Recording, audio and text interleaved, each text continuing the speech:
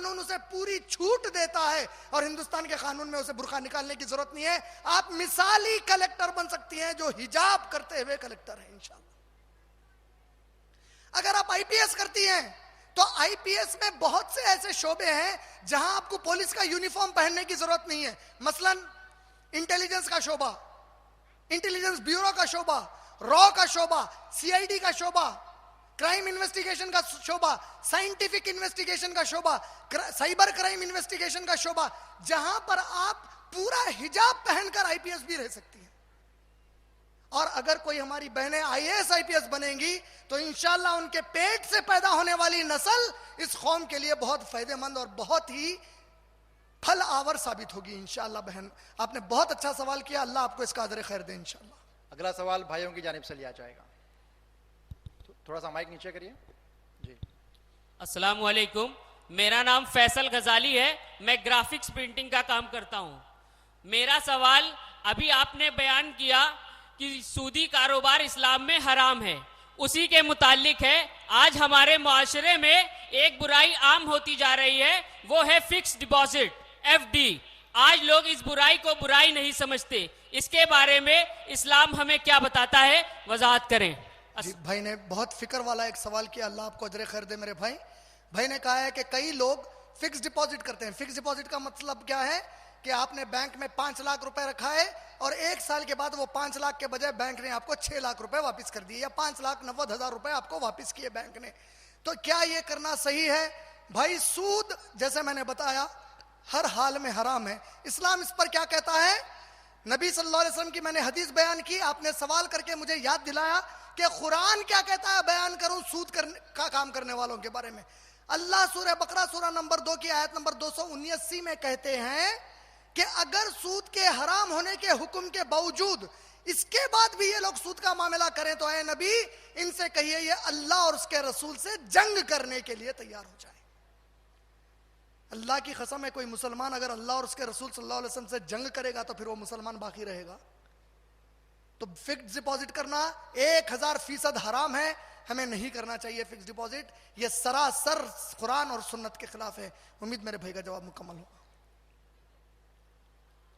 अगला सवाल बहनों की तरफ से है, सेम अभी जो इससे पहले सवाल आया उससे मिलता जुलता है। बहन सवाल करती हैं, क्या लोन लेकर कारोबार करने वाले का कारोबार हराम है या हलाल है? आज यहाँ लोन ये कहकर लेते हैं कि हम हिंद में रहते हैं, हमारी मजबूरी है। बहन ने बहुत अहम सवाल किया है। बहन ने कहा है कि क्या लोन लेकर बैंक से कारोबार करना हलाल है या हराम है। लोग अक्सर ये कहकर लोन लेते हैं कि हम हिंदुस्तान में रहते हैं, हमारी मजबूरी है। बहन, सबसे पहले तो लोन अगर आप बगैर सूद वाला लोन लेती हैं तो यह जायज है। जैसे गवर्नमेंट ऑफ इंडिया की तरफ से कई स्कीम्स है जो हमारे मुसलमान भाइयों को नहीं मालूम। हमारे इस मुल्क की हुकूमत बहुत सारे ऐसे काम करती है जो मुसलमानों के बड़े फायदे के हैं, लेकिन बदबख्ती और कमबख्ती और हमारे लिए बहुत ही बड़ा अल्लाह की अजाब की शक्ल यह है कि जो हमारे रहबर हैं हमको आगाह नहीं करते कि कितने फायदे हम उठा सकते हैं इस हुकूमत की तरफ से। हुकूमत की तरफ से एजुकेशनल लोन ऑन सब्सिडी दिया जाता है मुसलमान नौजवानों के लिए। मिसाल के तौर पर अगर एक मुसलमान नौजवान बच्चे को या बच्ची को एमबीए करने के लिए 1 लाख रुपए की जरूरत है, गवर्नमेंट ऑफ इंडिया की तरफ से ऐसे स्कीम्स है जिसमें इंडिया की गवर्नमेंट या आपकी यूपी की स्टेट गवर्नमेंट, हमारे आंध्र प्रदेश स्टेट की गवर्नमेंट मुसलमान को 1 लाख रुपए लोन देती है और कहती है आप इसमें से सिर्फ 80,000 वापिस करो, हम अपनी तरफ से 20,000 आपको माफ कर रहे हैं। यह इस्लाम में जायज है। ऐसे कई कारोबार हैं जिसमें माइनॉरिटी वेलफेयर के तहत गवर्नमेंट ऑफ इंडिया मुसलमानों को लोन सब्सिडी पर देती है। मुसलमान वो लोन सब्सिडी वाला लेकर अपने कारोबार कर सकते हैं, उनको सूद देने की भी उसमें की जरूरत नहीं है। लेकिन कई मुसलमानों को ये स्कीमें नहीं मालूम है। ये स्कीम आपको कहां से मालूम होगी? ये स्कीम आपको सेक्रेटेरिएट जो होता है, सेक्रेटेरिएट में एक माइनॉरिटी वेलफेयर का एक सेल होता है, उस माइनॉरिटी वेलफेयर सेल के डिपार्टमेंट में जाइए। आप राइट टू इंफॉर्मेशन के तहत, आरटीआई के कानून के तहत उनसे कहिए मैं जानना चाहता हूं कि मैं मुसलमान हूं, मुझे गवर्नमेंट के कितने स्कीम्स है जिससे मैं सब्सिडी लोन्स लेकर कारोबार कर सकता हूं, एजुकेशन ले सकता हूं, बाहर जा सकता हूं, नौकरियां कर सकता हूं, मुझे वो राइट टू इंफॉर्मेशन के तहत चाहिए, उनको देना ही पड़ेगा। अगर वो नहीं देंगे तो आप सुप्रीम कोर्ट से केस को जीत कर हासिल कर सकते हैं। लेकिन हमको ये तरकीबें नहीं मालूम, ये चीजें नहीं मालूम। क्यों? इसलिए नहीं मालूम की गई क्योंकि जिसको आप भरोसे से इस कौम का मसीहा बनाकर लाते हैं वो आपको हमेशा अपने पैरों पर रखना चाहता है। जागो मेरे भाई, आप अल्लाह के तवक्कल करने वाले बन जाओ, अल्लाह के नबी के उम्मती हो, आप अल्लाह पर भरोसा करने वाले बन जाओ, आप खुद काबिल हो जाओ कि आपको कोई धोखा इस जमीन पर ना दे इंशाअल्लाह। तो बहन ने कहा है कि क्या लोन पर लेकर कारोबार कर सकते हैं? अगर सूदी लोन है तो हराम है। रहा हिंद का मसला, हिंदुस्तान का, मेरी बहन, कुरान की शरीयत ता क़यामत है। जब अल्लाह ने ये कुरान को नाजिल किया तो अल्लाह को हिंदुस्तान के भी हालात मालूम थे, सऊदी के भी हालात मालूम थे, अमेरिका के भी हालात मालूम थे, ता क़यामत क्या होने वाला है अल्लाह को मालूम था। तब भी अल्लाह ने कहा सूद हराम है का मतलब हराम है। इसका मतलब यह है कि शरीयत का यह कानून हम कभी भी नहीं तोड़ सकते। आप इस बात को यूं सोचिए, क्या हिंदुस्तान की हालात की वजह से कोई हिंदुस्तान का मुसलमान इतना मजबूर हो जाएगा कि वो अल्लाह और उसके रसूल से जंग करे? ऐसा हो सकता मेरे भाई?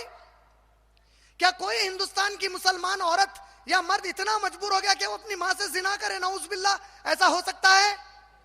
और ये मुल्क हमारा बहुत प्यारा मुल्क है मेरे भाई, इस मुल्क को हमको आगे बढ़ाना है। ये मुल्क हमको चंद बेवकूफ, चंद जाहिल, चंद कमबख्त सियासतदानों ने हमको ये बार बार कहा है कि इस मुल्क की तरक्की हमसे नहीं होती। अल्लाह की कसम है, जितनी कुर्बानी मुसलमानों ने इस मुल्क की आजादी के लिए दी है, आज जो इस मुल्क की मोहब्बत का ढंढोरा पीटते हैं, कमबख्त उस वक्त इन अंग्रेजों के जूते सर पर उठाकर फिरते थे। लेकिन हम मान चुके हैं इन गधों की बातों को। हम वो कौम है जिसने इस मुल्क को आजादी दिलाई सबसे बढ़ चढ़कर। जितने बाकी के नाम आज लिए जाते हैं इस मुल्क के बड़े बड़े लीडरों के, ये सब हमारी कुर्बानी देने के बाद के हालात में आए सो हैं। हम वो कौम है जो आज भी इस मुल्क की दूसरी सबसे बड़ी आबादी है। हमको चाहिए कि इस मुल्क में साबित करके बताएं कि हम मुसलमान इस मुल्क के लिए बर्बादी का बास नहीं, इस मुल्क की तरक्की का बास है। ये मुल्क हमारा मुल्क है और ये मुल्क हमारा मुल्क, इससे मोहब्बत हमारी इसलिए नहीं है कि किसी के बाप का डर है। ये मुल्क से मैं बहुत मोहब्बत करता हूं, ये मेरा अपना मुल्क है, यहां मैं पैदा हुआ हूं। मैं इससे मोहब्बत करता हूं किसी के बाप से डर के नहीं, इसलिए करता हूं क्योंकि मेरा ईमान तकदीर पर है और अल्लाह ने मेरे तकदीर में लिखा कि मैं इस मुल्क में पैदा हूं। इस अल्लाह के फैसले से मैं बहुत मोहब्बत करता हूं, इसलिए इस मुल्क से मोहब्बत करता हूं। लेकिन हम लोग पीछे हट रहे हैं। तो हिंदुस्तान के हालात में सूद कैसे लेंगे? और अबू हनीफा रहमतुल्लाह अलैह के नाम से जो फतवा ठोका जाता है कि उन्होंने कहा कि दारुल हर्ब में तुम सूद ले सकते हो। अरे अबू हनीफा रहमतुल्लाह अलैह कभी भी ऐसी बात नहीं कह सकते। अबू हनीफा रहमतुल्लाह अलैह जैसी इल्म वाली शख्सियत ये कैसे कह देंगे कि तुम जंग की हालत में मां से जिना कर सकते हो? नौज़ बिल्लाह, कह सकते हैं क्या अबू हनीफा रहमतुल्लाह अलैह से हम ये उम्मीद लगाएंगे कि वो कहेंगे कि जंग की हालत में मां से जिना करो? क्या ख्याल है? क्या अबू हनीफा रहमतुल्लाह अलैह जैसा इल्मी आदमी ये कहेगा कि तुम लोग अगर दारुल हर्ब में जंग की हालत में हो तो अल्लाह और उसके रसूल से जंग करने वाला काम करो? ये कह सकते हैं वो? और फिर हिंदुस्तान दारुल हर्ब कैसे हुआ? दारुल हर्ब, हर्ब अरबी में कहते हैं जंग को। हिंदुस्तान में मुसलमानों की किससे जंग चल रही है? मुसलमानों को अजान देने की आजादी, नमाज पढ़ने की आजादी, दीन की तबलीग और दावत की आजादी, मुस्लिम पर्सनल लॉ हमारा अपना लॉ है, ये पूरी आजादी है। फिर हम कह रहे हैं कि दारुल हर्ब है। नौज़ बिल्लाह। असल हिंदुस्तान की हुकूमत को ये जो फतवा दिया ना दारुल हर्ब बोल के, दारुल हर्ब का माना नहीं मालूम। अगर मालूम हो जाए तो हम जैसे कुरान और सुन्नत पर चलने वालों को हुकूमत को समझाना चाहिए कि ये लोग वरगला रहे हैं कौम को कि इस हुकूमत से जंग करो। उम्मीद मेरे भाई का जवाब, बहन का जवाब मुकम्मल हो। बहनों की तरफ से काफी सवालात आए हैं। जैसे कि मैंने पहले भी ऐलान किया है कि मैं बहनों से गुजारिश करता हूं कि मसले मसाइल आप लोगों के जो भी है वो सेम भाइयों से भी गुजारिश करता हूं कि यहाँ पर जो उलेमा मौजूद है कानपुर के अंदर उनसे रुजू हो आप लोग, मगर यहाँ पर कुछ ऐसे सवालात करिए जिसकी वजह से यहाँ पर जो आज हमारे पास भाई और बहनें जो हमारे दरमियान मौजूद है उन सबको आपके सवालात से फ़ायदा हो। तो आइए आज का अगला सवाल लेते हैं भाइयों की जानिब से। सभी भाई और बहनों को अस्सलाम वालेकुम व रहमतुल्लाहि व बरकातहू। वालेकुम अस्सलाम व रहमतुल्लाहि। मेरा नाम है रफ़ीक अहमद, मैं फर्नीचर का काम सीख रहा हूँ। मैं ये जानना चाहता हूँ, अभी आपने अपनी किताब में फरमाया कि अबू तालिब रहमतुल्लाह अलैह, मुझे इसके बारे में जानकारी चाहिए। अच्छा, मैंने अबू तालिब रहमतुल्लाह अलैह कह दिया तो मैं माफी चाहता हूँ, हो सकता है कि एक राह में निकल गया। अबू तालिब कुफ्र की हालत में मरे, वो ईमान पर नहीं थे। जज़ाकल्लाह खैर, मुझे याद दिलाने के लिए, शायद राह में मैंने कह दिया, मुझे ज़हन में नहीं था। अगला सवाल बहनों की जानिब से लिया जाएगा। बहन सवाल करती हैं, क्या लड़कियों को ज्यादा पढ़ने से इस्लाम में मुमानियत है? इसके बारे में थोड़ी सी सही बात बताएं। बहन ने फिर से एक अच्छा सवाल किया है, क्या लड़कियों को इस्लाम में ज्यादा पढ़ने से ममानियत है? बहन, इस्लाम ने कभी भी किसी को भी ज्यादा पढ़ने लिखने से ममानियत नहीं की। चूंकि हमको हमारे उम्मुल मोमिनीन आयशा रजी अल्लाह ताला अन्हा के बारे में ज्यादा मालूमात सही तरीके से नहीं है, इसलिए हम समझते हैं कि आयशा रजी अल्लाह ताला अन्हा सिर्फ कुरान और हदीस लोगों को बता दी थी। आप ताज्जुब करेंगे कि आयशा रजी अल्लाह ताला अन्हा मैथमेटिशियन थी। वो सहाबियात को मैथमेटिक्स सिखाया करती थी। जब सहाबा और सहाबियात बीमार होते तो वो उनको दवाइयां देती थी, मेडिकल साइंस भी जानती थी। आयशा रजी अल्लाह ताला अन्हा हिस्ट्री जानती थी। आयशा रजी अल्लाह ताला तारीख के ऊपर लोगों को सबक लिया करती थी। का मतलब इस्लाम ने औरत को तालीम कितनी भी ज्यादा लेना चाहती है उससे नहीं रुकाया, मर्द को भी नहीं रुकाया। लेकिन इस्लाम ने कहा कि जब तुम आला तालीम वाले बन जाओ तो इस्लाम के कुरान और सुन्नत के बुनियादी अखलाक से बाहर मत निकल जाओ। मतलब अगर कोई लड़की कल के दिन मान लीजिए जर्नलिज्म में पीएचडी कर ली, तो अब उसने सोच लिया कि मैं टीवी न्यूज के अंदर एंकर बन जाऊंगी, एक टी शर्ट डाल लूंगी, जीन्स डाल लूंगी और ठहर जाऊंगी, हिजाब की अहमियत नहीं है, तो ये बुनियादी अखलाक के बाहर हो गए। तालीम आपकी आपको एक अच्छा मुसलमान बनाए, ऐसी आला तालीम इस्लाम ने पूरी इजाजत दी है, मर्द और औरत दोनों के लिए भी। जो आला तालीम आपको कुरान और हदीस से दूर कर दे, वो आला तालीम नहीं है, वो जहन्नम में ले जाने का रास्ता है। और जो आला तालीम आपको कुरान और हदीस के करीब लाए, वो असल तालीम है जिससे इस दुनिया में आपको, मुसलमानों को और तमाम इंसानों को उसका फायदा पहुंचेगा। मेरी बहन, आप आला से आला तालीम लीजिए, लेकिन बुनियादी इस्लाम के जो अखलाक हैं उन्हें हरगिज ना छोड़िए। अगर वो छूट जाते हैं आपकी तालीम की वजह से, तो आपके लिए बेहतर है कि आप ऐसी तालीम ना लें। फिर ये दोनों के लिए है। उम्मीद मेरी बहन का जवाब मुकम्मल हुआ।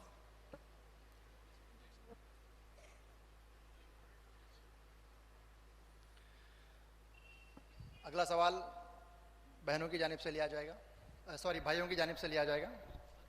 सामने वाले माइक से। Assalamu alaikum warahmatullahi wabarakatuh, brother. वालेकुम अस्सलाम। My name is Muhammad Nadeem and my profession is hand embroidery. And my question is, क्या मुसलमान शेयर मार्केट में ट्रेड कर सकता है, और अगर कर सकता है तो कैसे? जी, भाई ने सवाल किया है कि क्या कोई मुसलमान शेयर मार्केट में ट्रेड कर सकता है, अगर कर सकता है तो कैसे। इसके समझने के लिए आप सबसे पहले यह समझिए कि शेयर मार्केट कहते किसे हैं। शेयर मार्केट जब शुरुआत हुई इसकी तो बिल्कुल हलाल तरीके पर था। आज की जो शेयर मार्केट चल रही है, ये इसमें हलाल भी कई शेयर्स हैं, हराम भी कई शेयर्स हैं। तो जब तक आप किस शेयर में इन्वेस्ट करना चाहते हैं, कौन सा शेयर होल्डर बनना चाहते हैं और उसके बाइलॉस क्या है, जब तक कोई आलिम दीन को आप मुकम्मल समझा ना दें और मुतमईन ना कर दें कि इसमें सूद इन्वॉल्व नहीं है, आप वो शेयर में हाथ नहीं डाल सकते। जो असल इन जनरल असल शेयर मार्केट किसे कहते हैं, उसकी एक मिसाल देता हूं। मान लीजिए कि रिलायंस कंपनी ने इरादा किया कि पूरे इंडिया में हर आदमी को 200 रुपए में सैमसंग गैलेक्सी S2 का मोबाइल बेचेगी। तो जब इसने ये इरादा किया, इसे पता चला कि इंडिया में ये काम करने के लिए उसे 2000 करोड़ रुपए की जरूरत है, लेकिन रिलायंस कंपनी के ओनर के पास सिर्फ 1000 करोड़ रखे हुए हैं। तो ओनर ने कहा कि अगर तुम लोग पब्लिक शेयर खरीदोगे रिलायंस के इस काम के लिए, तो जब ये 2000 करोड़ का मैं बिजनेस करूंगा, इससे जो भी फायदा आएगा, जितने परसेंट के आप शेयर होल्डर है, आपको उतने परसेंट का प्रॉफिट में से परसेंटेज दूंगा। ऐसे तरीके से होता है, ये जायज हो गया। इस तरीके के अलावा दूसरे कई तरीके हैं जो आ गए हैं। तो जब तक वो तरीका क्लियर ना हो, ये कहना इन जनरल उमूमी तौर पर नामुमकिन है कि आप करें या ना करें, जब तक कि क्लियर ना किया जाए। उम्मीद मेरे भाई का जवाब मुकम्मल हो गया। आज की इस नशिस्त का आखिरी सवाल बहनों की जानिब से लिया जाता है, क्योंकि वक्त काफ़ी हो चुका है और इंतज़ामिया की तरफ से गुजारिश है कि हम इस प्रोग्राम को यहाँ पर अख्ताम करें। बहन की तरफ से सवाल है, मेरे शौहर अकाउंटेंट है और वो जहाँ काम करते हैं कभी मालिक, वहाँ के जो मालिक हैं, मालिक को सेल टैक्स व इनकम टैक्स के ब्याज जमा करना पड़ता है जिसका लेना देना इनके शौहर करते हैं, तो क्या यह जायज़ है या नाजायज़ है? बहन ने सवाल किया है कि उनके शौहर अकाउंटेंट हैं और जिस जगह वो काम करते हैं उनके शौहर को उनके मालिक के लिए इनकम टैक्स और सेल टैक्स वगैरह से बचने के लिए सूद वगैरह के मामलों की लेन देन के ऊपर हेर फेर करके उसे पेश करना पड़ता है, जायज़ है या नाजायज़ है? बहन, जहां तक इसके जायज़ और नाजायज़ होने का मसला है, मेरी आपसे गुजारिश है कि कोई कुरान और सुन्नत के मोतबर आलिम दीन से इसके जायज़ या नाजायज़ के ऊपर आप सवाल कर लें। रहा जहां तक उमूमी तौर पर, आपके शौहर के लिए जवाब नहीं दे रहा हूं, आम तौर पर एक जवाब दे रहा हूं। अल्लाह ने सूरह निसा की आयत नंबर 85 में कहा, जो कोई नेकी के काम में मदद करेगा उसे नेकी का अजर दिया जाएगा और जो कोई बुराई के काम में मदद करेगा उसे गुनाह जो बुराई करने वाला उठा रहा है उसमें से उसको हिस्सा दिया जाएगा। इस एतबार से आपके शौहर को यह समझना चाहिए और ऐसे कोई भी काम करने वाले को समझना चाहिए कि उनका काम शरीयत से टकराता है या शरीयत के मुताबिक है। टकराता है तो फिर वो गुनाह के हकदार हुए, अगर नहीं टकराता है तो इंशाल्लाह अजर मिलेगा। खालिस जायज नाजायज जानने के लिए कोई आप आलिम दीन से रुजू हो। उम्मीद आपका जवाब मुकम्मल हुआ। वाखिर दावान अल्हम्दुलिल्लाहि रब्बिल आलमीन। अस्सलामु अलैकुम व रहमतुल्लाहि व बरकातुहू। एक दो ऐलानात हमारे भाइयों और बहनों के लिए। कल सुबह इंशाअल्लाह 10 से 10:30 के दरमियान यहाँ पर जो डरबी होटल है वहाँ पर मखसूस गैर मुसलमान भाइयों और बहनों के लिए एक प्रोग्राम है। मैं तमाम भाइयों और बहनों से गुजारिश करता हूँ कि उसमें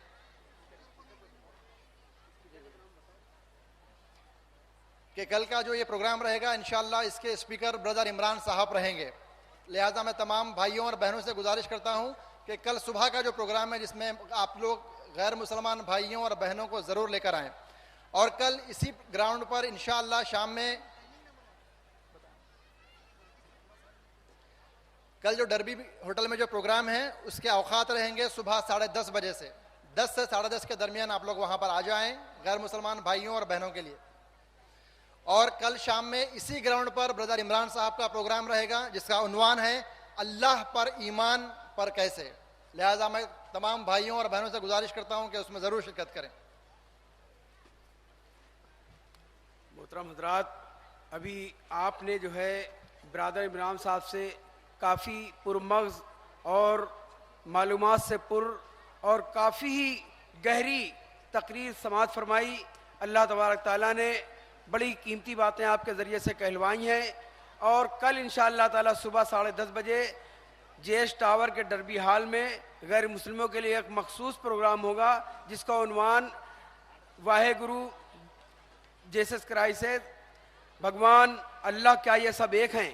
चुनांचे तमाम ही गैर मुस्लिम भाइयों को, अपने दोस्तों को वहाँ पे 10:30 बजे जेएस टावर के डरबी हाल में आप लोग ज़रूर लाएं। और कल इंशाअल्लाह ताला कल हमारे दो बहुत ही अहम मुकर्रिर यानी पीस टीवी के मशहूर मुकर्रिर जिनको आप बहुत ही पसंद करते हैं यानी जनाब सनाउल्लाह साहब मदनी, उनका उन्वान कल की स्पीच का है लड़के और लड़कियों में बिगाड़ असबाब व हल, यानी इस्लाह माशरा पर बहुत ही मुदल्लल तकरीर इंशाअल्लाह ताला आप जनाब सनाउल्लाह साहब मदनी से समाअत फरमाएंगे। और हमारे ब्रदर इमरान साहब की कल तकरीर आप तौहीद के ताल्लुक से जो समाअत फरमाएंगे कि अल्लाह पर ईमान पर कैसे, यानी अल्लाह पर ईमान किस तरीके से रखा जाए, कैसे रखा जाए, उसकी भरपूर वजाहत इंशाअल्लाह ताला कल हमारे भाई ब्रदर इमरान साहब आपके सामने करेंगे।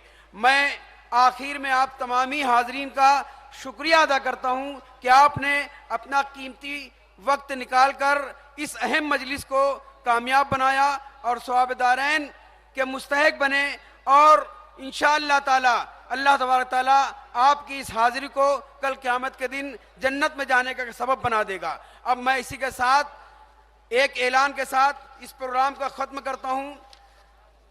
लखनऊ में इंशाअल्लाह ताला 5 मई को तौहीद खालिस के लम्बदार और किताब व सुन्नत पर अमल करके सरगर्म दाई फज़ीलत शेख खालिद बिन अली गामिदी इमाम खतीब मस्जिदुल हराम मक्कतुल मुकर्रमा की लखनऊ आमद पर 5 मई 2012 बरोज़ सनीचर बाद नमाज असर ता इशा सरजमीन मक्का से पूरी इंसानियत के लिए आम होने वाले प्याम अमन और रहमत को समझने के लिए अमन और इंसानियत कॉन्फ्रेंस का इनेकाद इंशाअल्लाह ताला किया गया है, जो कि जिसका मुकाम है ज्योतिबा फूले चौक स्टेडियम लखनऊ, जो जहां असर से लेके इशा तक प्रोग्राम चलेगा, जिसकी सदारत मौलाना असगर अली साहब इमाम मेहदी सल्फी नाजिम उमरी जमीयत अहले हदीस हिंद फरमाएंगे। और हिंदुस्तान के दूसरे बड़े बड़े मशहूर उलमाए कराम इस कॉन्फ्रेंस को खिताब फरमाएंगे। और आखिर में इमाम काबा शेख फजीलत शेख खालिद बिन अली गामिदी इस कॉन्फ्रेंस को खिताब फरमाएंगे और इशा की नमाज भी पढ़ाएंगे। लिहाजा तमामी हजरात से गुजारिश है कि 5 मई को ज्योतिबा फूले चौक स्टेडियम लखनऊ में पहुंचें और इमाम हरम के कीमती ख्यालात को सुने और उनके पीछे नमाज पढ़ने का शर्फ हासिल करें। यह रियासती जमीयत अहले हदीस की तरफ से यह प्रोग्राम मुनज़्ज़म किया गया है। तमामी हजरात के शुक्रिया के साथ अब प्रोग्राम के इख्तिताम का ऐलान किया जाता है। और बाहर सल्फिया इस्लामिक रिसर्च सेंटर पर आपको दीनी कुतुब और बड़े बड़े उलमाए कराम की तकारीर की सीडी व कैसेट दस्तयाब हैं। मुनासिब कीमत पर आप उससे फ़ायदा उठाएं। सल्फिया इस्लामिक रिसर्च सेंटर पर कुतुब इस्लामी की शानदार स्टॉक है। आप इन दीनी कुतुब को खरीद कर अपने बच्चों और अपने माहौल को दीनदार बनाने की कोशिश करें। सल्फिया इस्लामिक रिसर्च सेंटर पर तकारीर की कैसेट और सीडीज भी दस्तयाब हैं। इसी के साथ इस प्रोग्राम के इख्तिताम का ऐलान किया जाता है और वॉलंटियर से गुजारिश है कि तमाम सामान को समेट